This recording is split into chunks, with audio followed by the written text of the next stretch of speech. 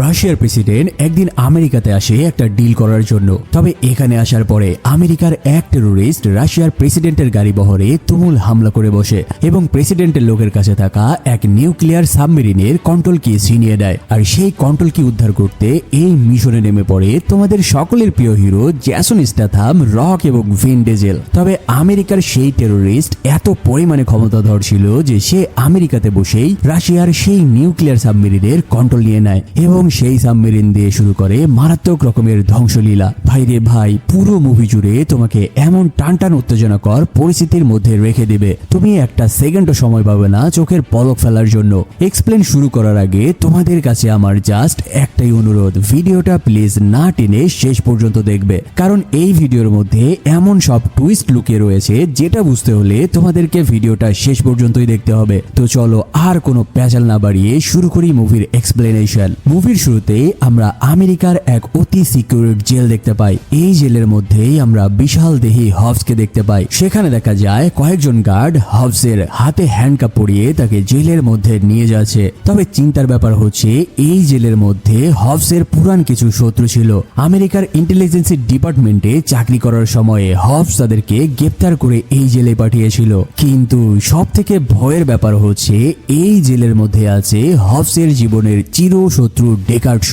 হবসকে তার সেলে রাখা হলে দেখা যায় তাকে একদম ডেকার্ড শ এর সামনের সেলেই রাখা হয়েছে। হবসকে এই অবস্থায় দেখে ডেকার্ড শ বলতে থাকে, কি ভাইয়া চিনতে পারছো আমাকে? তুই কিছুদিন আগে গ্রেফতার করে আমাকে এই জেলে পাঠিয়েছিলি, আজকে শালা তোকে আমার ডেরায় পেয়েছি, একবার যদি সুযোগ পাই তোকে আজকে ইচ্ছে মতো গেলাবো। এই সকল কিছু বলে সে হবসের মাথা বিগড়াতে থাকে। ডেকার্ড শ এর এমন তিরিং বিরিং কথাবার্তা শুনে হবসের শরীরের মধ্যে আগুন জ্বলতে থাকে আর সেও মনে মনে বলতে থাকে, একবার যদি শালা আমি এখান থেকে বের হতে পারি তবে তোর নামই ভুলিয়ে দেব। তবে এখন প্রশ্ন হচ্ছে যে এই হবস এক সময়ে আমেরিকার ইন্টেলিজেন্স ডিপার্টমেন্টে সেরা একজন অফিসার ছিল, তবে সে এমন কি আকাম করেছে যার কারণে তাকে জেলে পাঠানো হয়েছে। চলো এই কাহিনী এবার তোমাদেরকে একটু খুলে বলি। এখান থেকে সিন কয়েকদিন আগে চলে যায় আর আমরা দেখতে পাই মেক্সিকোর এক শহরে ডম নামের এক বিশাল দেহী লোক বাজার করে বাসায় ফিরছিল। ঠিক ওই সময়ে পাশে থেকে এক সুন্দরী মেয়ে তার আসল নাম ধরে তাকে ডাক দেয়। আর এই কাহিনীতে ডম একেবারে চমকে যায়, কারণ ডম পেশায় একজন কুখ্যাত ক্রিমিনাল হওয়ার কারণে সে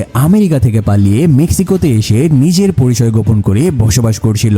ডম তখন সেই মেয়েটির কাছে যায় আর তাকে জিজ্ঞেস করতে থাকে, তুমি আমার আসল পরিচয় জানলে কিভাবে? সাইফার নামের সেই মেয়েটি তার কোনো প্রশ্নের উত্তর না দিয়ে তাকে সরাসরি মোবাইল বের করে একটা ভিডিও দেখায়। আর এই ভিডিওটা দেখার সাথে সাথেই ডমের মাথায় যেন আকাশ ভেঙে পড়ে। সেই মেয়েটি ডমকে এমন কি ভিডিও দেখিয়েছিল সেই কাহিনীটা জানতে পারবে মুভির একদম মিডিল পয়েন্টে। এখান থেকে সিন শিফট হলে আমরা বিশাল দেহী হবসকে দেখতে পাই। সেখানে আমেরিকার ইন্টেলিজেন্সি ডিপার্টমেন্টের ঊর্ধ্বতন একজন কর্মকর্তা আসে আর তার হাতে একটা ফাইল দিয়ে তাকে নতুন একটা মিশন বুঝিয়ে দেয়। তবে এই মিশনটা দেখে হবস বলতে থাকে যে এই কাজটা তার একার পক্ষে করা মোটেও সম্ভব নয়। তখন সেই কর্মকর্তা বলতে থাকে যে তোমার এলাকার ভাই বাদারকে সঙ্গে নিয়ে হলেও এই মিশনটা কমপ্লিট করতে হবে। কি আর করা, ডিপার্টমেন্টের চাপে এই মিশনটা তাকে হাতে নিতে হবে। তবে হবসের নিজস্ব কোনো টিম না থাকায় সে সরাসরি চলে আসে ডমের কাছে। আর তোমাদের আগে বলেছি যে এই ডম হচ্ছে দুনিয়ার কুখ্যাত একজন ক্রিমিনাল, যার কারণে এই ডম নামের লোকটার টোটাল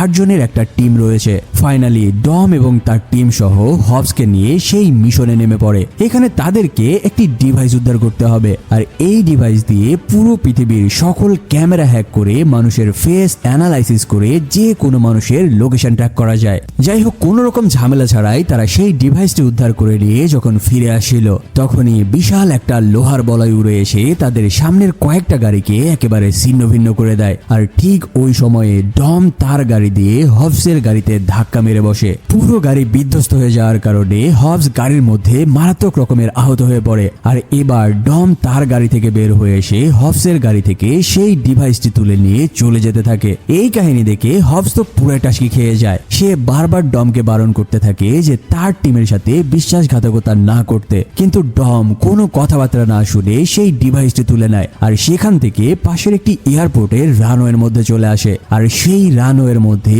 আমরা একটি বিশাল প্লেন ল্যান্ড করতে দেখি আর ডম তার গাড়ি নিয়ে সেই প্লেনের পেছনের দরজা দিয়ে প্লেনের মধ্যে উঠে যায়। এরপর সে গাড়ির মধ্যে থেকে সেই ডিভাইসটি নিয়ে যেয়ে সাইফার নামক সেই মেয়েটির হাতে তুলে দেয়। আর এই প্রথমবারের মতো আমরা সাধারণ দেখতে সাইফারের আসল পরিচয় করে জানতে পারি এই যে প্লেনটাকে দেখতে পাচ্ছ এটা কোনো সাধারণ প্লেন নয়। এই প্লেনের মধ্যে রয়েছে দুনিয়ার আধুনিক অস্ত্রপাতি সজ্জিত, যেই অস্ত্রগুলো স্বয়ং আমেরিকা বা রাশিয়ার কোনো স্পেশাল ফোর্সের কাছেও নাই। শুধু এতটুকুই নয়, সেই প্লেনের মধ্যে পুরো একটা সাইবার টিম রয়েছে, আর এই সাইবার টিম দিয়ে আমেরিকা সহ পৃথিবীর শক্তিধর দেশের নিয়ন্ত্রণ নেওয়ার চেষ্টা করছিল এই সাইফার নামক মেয়েটি। এমনকি তাদের পুরো প্লেনটা একটা অ্যান্টি রাডার ডিভাইস দিয়ে প্রোটেক্ট করা রয়েছে, যার কারণে প্লেনটি যে কোনো দেশের ওপর দিয়ে উড়ে যেতে পারে আর কোনো রাডার তাকে ধরতেও পারে না। মানে এতটুকুতেই তো বুঝতে পারছো যে সাইফার নামের মেয়েটি দেখতে সাধারণ সুন্দরী হলেও তার মধ্যে রয়েছে ভয়ঙ্কর কিছু কার্যকলাপ, আর সামনে তোমরা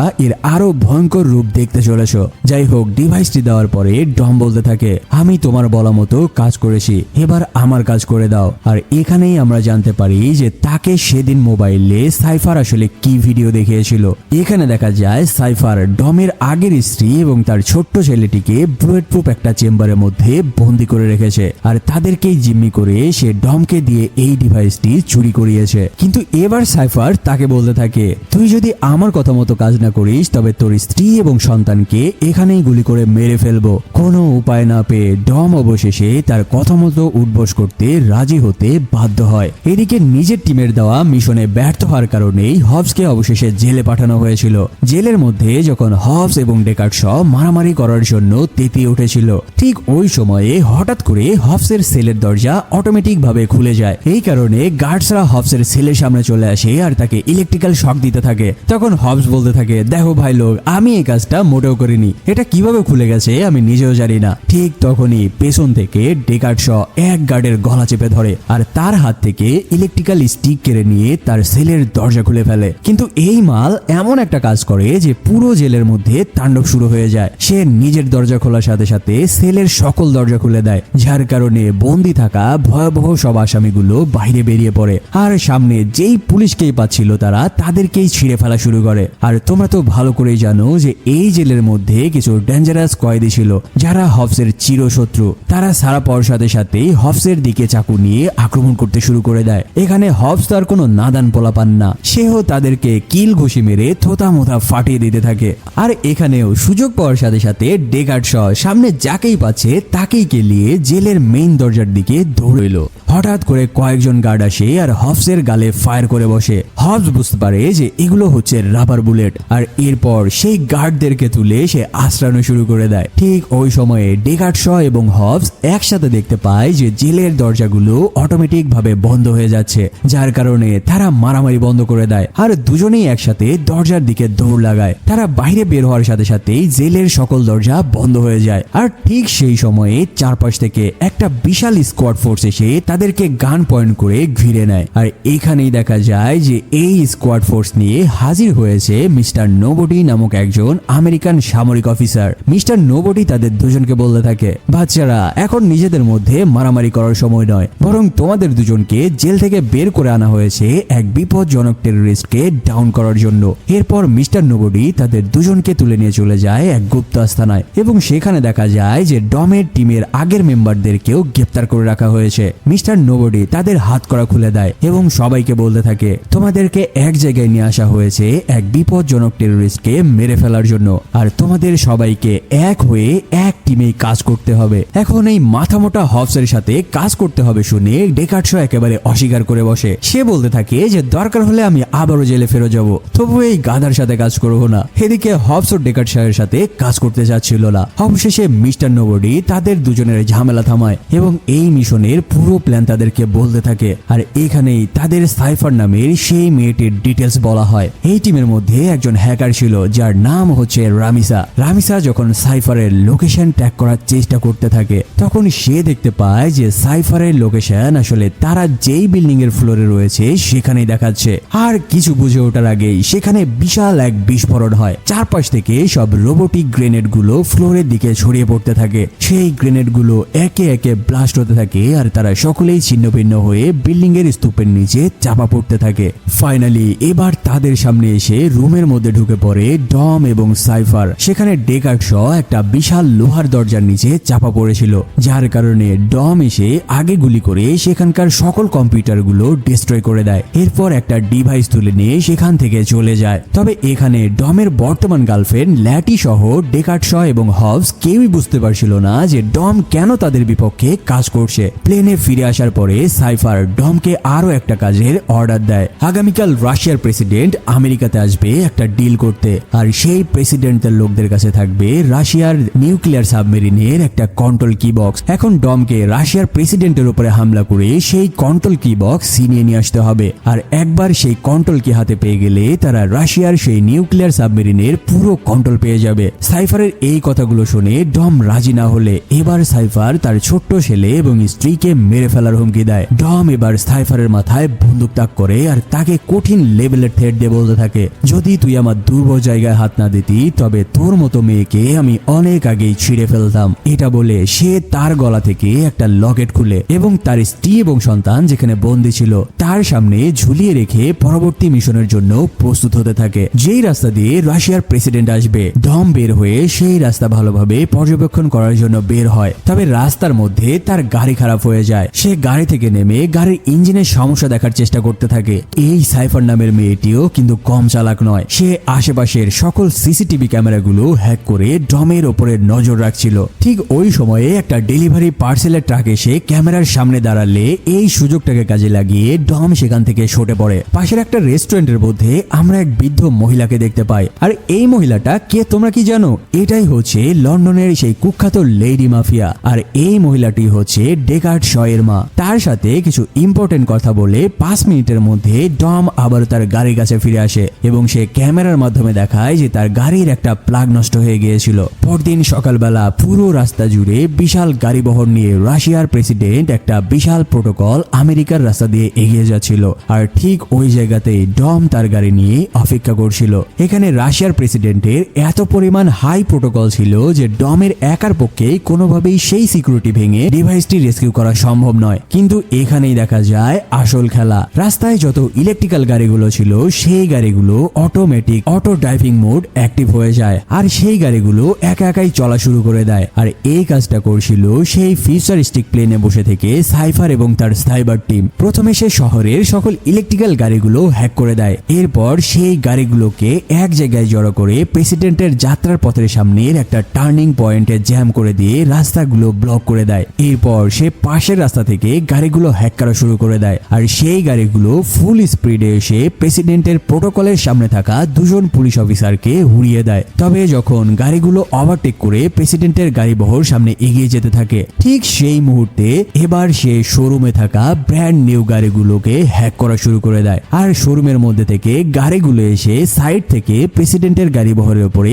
আক্রমণ করতে থাকে। তবে রাশিয়ার সিকিউরিটি বলে কথা, তারা সেই বাধা পার করেও সামনে এগিয়ে যায় সেফ এক্সিটের জন্য। কিন্তু এবার সাইফার তার আসল ভয়ানক রূপটা দেখায়। এক বিশাল বিল্ডিং এর পার্কিং এর লটে থাকা গাড়িগুলোকে সে হ্যাক করে আর দলে দলে উপরের ভবন থেকে গাড়িগুলোকে প্রেসিডেন্টের গাড়ি বহরের উপরে ফেলতে থাকে। উপর থেকে ভারী ভারী গাড়ির চাপা খেয়ে প্রেসিডেন্টের প্রোটোকলের সকল গাড়িগুলো চ্যাপ্টা হয়ে যেতে থাকে। ভাই রে ভাই, এখানে এত পরিমাণ গাড়ি তারা নষ্ট করেছে যেটা দেখার পরে তোমার মাথায় ঘুরে যাবে। চারপাশ থেকে পুরো রাস্তা ব্লক হয়ে গেলে এবার ওই সময়ে বুলেট প্রুফ ভেস্ট পরে সেখানে এসে দাঁড়ায় ডম। ডম এসে প্রেসিডেন্টের গাড়ির দিকে বলতে থাকে, তোমাদের হাতে যে ব্রিফকেস রয়েছে সেই কন্ট্রোল কিটা আমাকে দিয়ে দাও। কিন্তু হঠাৎ করে গাড়ির গ্লাস খুলে একজন সিকিউরিটি অটোমেটিক রাইফেল বের করে ডমের উপরে ফায়ার করতে শুরু করে। কিন্তু ডম এখানে একটা বিশাল শেল নিয়ে দাঁড়িয়ে ছিল।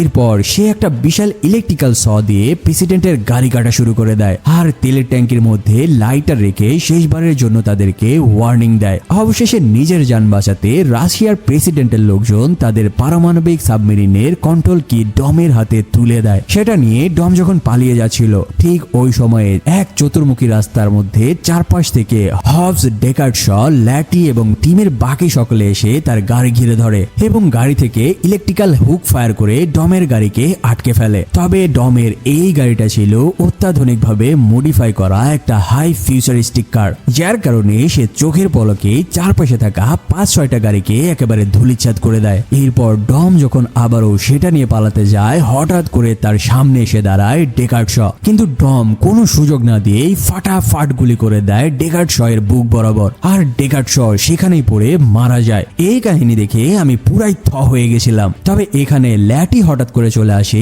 আর ডমের সেই ডিভাইস তুলে নিয়ে চলে যেতে থাকে। এখানে সাইফারের এক ভয়ঙ্কর এজেন্ট এসে ল্যাটির মাথায় গান তাক করে আর সেই ডিভাইসটি তাকে দিয়ে দিতে বলে। ঠিক ওই সময়ে ডম এসে সেই এজেন্টের মাথায় গান ধরে আর তাকে বলতে থাকে, আমি যদি বিপদে না পড়ে থাকতাম তবে তোর খুলি আমি এখনই উড়িয়ে দিতাম। যাই হোক, এটা বলে ডম ও ল্যাটির হাত থেকে সেই বক্সটি নিয়ে চলে যায়। পরিবেশ নর্মাল হলে আমেরিকার ইন্টেলিজেন্স ডিপার্টমেন্টের সেই গোপন আস্তানায় দেখা যায় ডেকার্ড শ এর মৃত্যুতে টিমের সকলে একেবারে ভেঙে পড়েছে। তবে এখানে সব থেকে বেশি ভেঙে পড়েছিল ডেকার্ড শ এর চরম লেভেলের শত্রু হবস। কারণ ডেকার্ড শ এর সাথে পরিচয় হবার পর থেকে সে তার সাথে কোনোদিন ভালো আচরণই করেনি, যার কারণে সে ভেতরে ভেতরে বেশ কষ্ট পেতে থাকে। অন্যদিকে প্লেনে দেখা যায় সাইফার ডমকে মারাত্মক লেভেলের বকাঝকা করছে, কারণ সে কেন ল্যাটিকে হাতে পেয়েও গুলি না করে ছেড়ে দিয়েছে। আর এরই ফলস্বরূপ হিসেবে সে ডমেরই চোখের সামনে তার নিজের স্ত্রীকে গুলি করে শাটাশাট মেরে ফেলে। এটা দেখে ডম মারাত্মক লেভেলের ভায়োলেন্স হয়ে ওঠে।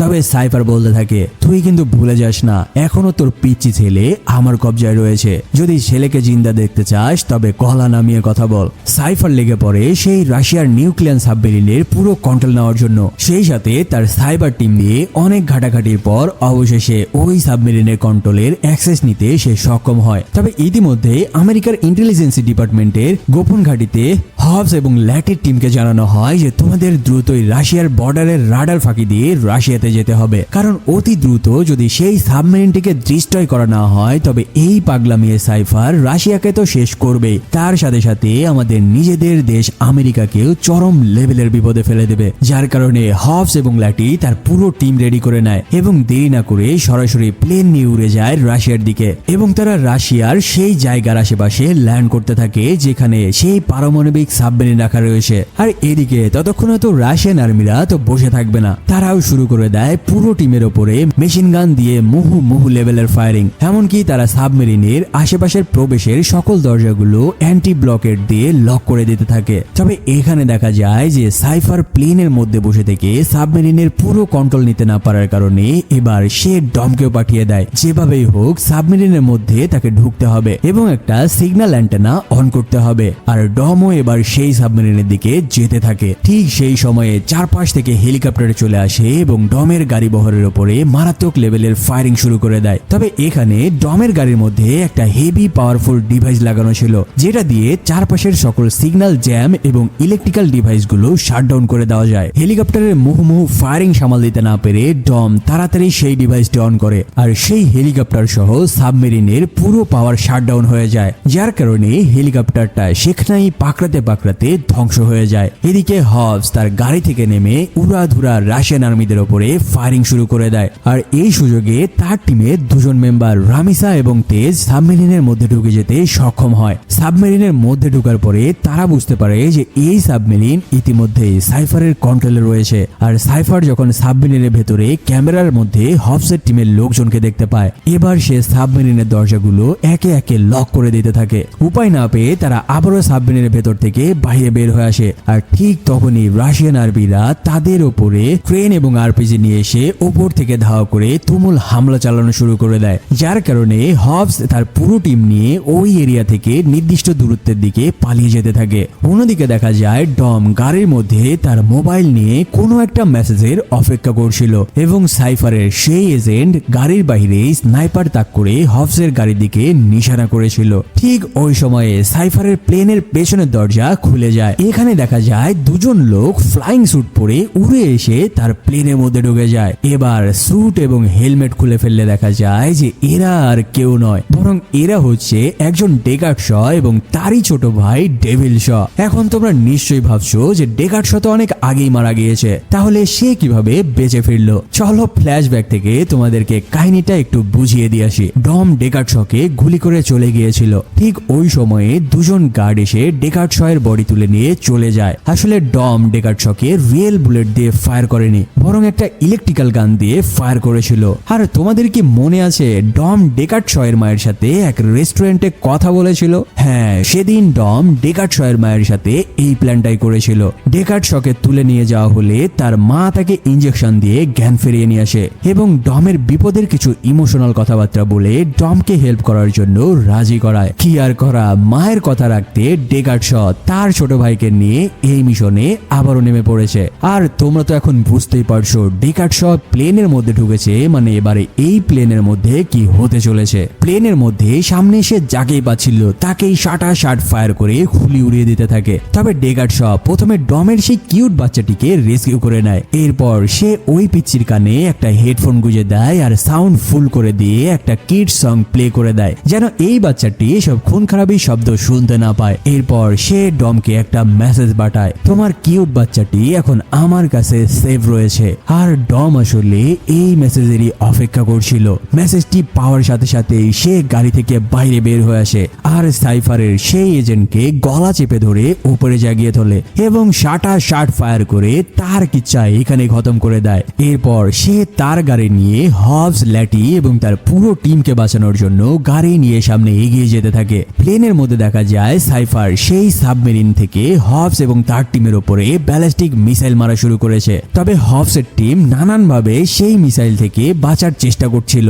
বারবার মিসাইল মেরেও যখন তার টিমের সাথে পারছিল না, এবার সাইফার সেই সাবমেরিনটিকে বরফের নিচে থেকে উপরের দিকে জাগিয়ে তোলে আর সাবমেরিনের আঘাতে হবসের টিমের কয়েকটি গাড়ি উড়ে চলে যায়। এর মধ্যে সাইফার যখন বুঝতে পারে যে ডম তার নিয়ন্ত্রণের বাইরে চলে গেছে, এবার সে ডমের গাড়িকে টার্গেট লক করে একটা টার্গেট মিসাইল মেরে দেয়। ডম সেই মিসাইলটিকে ঘুরাতে ঘুরাতে আবারও পেছনে ফিরে সেই সাবমেরিনের দিকেই নিয়ে আসতে থাকে এবং শেষ পর্যায়ে ডম তার গাড়ি নিয়ে মারাত্মক রকমের এক ড্রিফট করে আর সাবমেরিনের উপর দিয়ে উড়ে চলে যায়। অবশেষে সেই মিসাইলটি এসে সাবমেরিনের গায়ে আঘাত করে এবং সেখানে এক বিশাল বিস্ফোরণ ঘটে। এই বিস্ফোরণে ডম এবং হবস বাকি সবাই বুঝতে পারে আসল বিস্ফোরণ এখনো বাকি রয়েছে। আর এবার যে বিস্ফোরণটা হবে এটা হবে কয়েক শত গুণ বড় বিস্ফোরণ, যার কারণে তারা সকলেই তাদের গাড়ি নিয়ে ডমের দিকে এগিয়ে যেতে থাকে। সাথে সাথে সেখানে পুরো সাবমেরিন এত প্রবল জোরে একটা বিস্ফোরণ ঘটে যে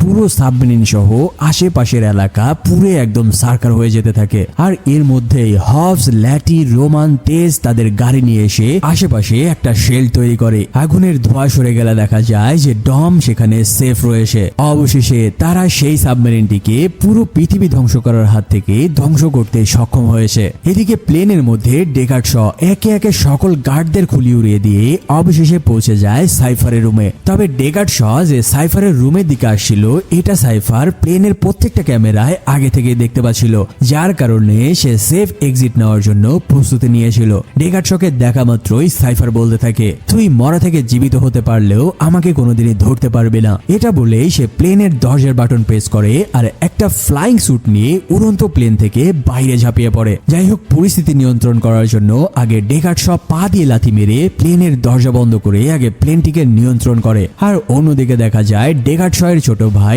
ডেভিল শ পাইলটের ককপিটে চলে যায় এবং পাইলটদের মাথায় গান তাক করে প্লেনটি মাটিতে ল্যান্ড করার অর্ডার দেয়। মুভির লাস্টের সিনে আমরা দেখতে পাই যে টিমের সবাই রোমানের বাসার সাথে এক জায়গায় জড়ো হয়েছে আর ঠিক সেই জায়গাতেই ডেকার্ড শ ডমের পিচ্চি কিউট বাচ্চাকে নিয়ে ফেরত আসে এবং ডমের হাতে তুলে দিয়ে বলতে থাকে, এই নাও তোমার ছেলেকে তুমি ফেরত নাও। তার এই উপকারের জন্য ডম ডেকার্ড শ এর সাথে বন্ধুত্ব করার জন্য হাত বাড়ায়। ঠিক ওই সময়ে ছাদের উপরে আমেরিকার ইন্টেলিজেন্সি ডিপার্টমেন্টের হেড মিস্টার নোবডি এসে উপস্থিত হয় এবং তাদের সকল শত্রুতা ভুলে বন্ধুত্ব হওয়া দেখে তাদেরকে বলতে থাকে, যাক অবশেষে তোমরা তিনজন ডেকার্ড শ, হবস এবং ডম চিরশত্রু থেকে বন্ধু হয়েছো, তাই আমি তোমাদের তিনজনকে এক বিশেষ মিশনে পাঠাতে চাই। মানে বুঝতেই পারছো এর পরের মুভিতে এই তিন বন্ধু মিলে এক ভয়াবহ মিশনে নামতে চলেছে আর সেই কাহিনীটা জানতে পারবো আমরা এই মুভির পরের পার্টে। তো বলো কেমন লেগেছে আজকের এক্সপ্লেনেশন? যদি ভালো লেগে থাকে তবে সাবস্ক্রাইব করতে কিন্তু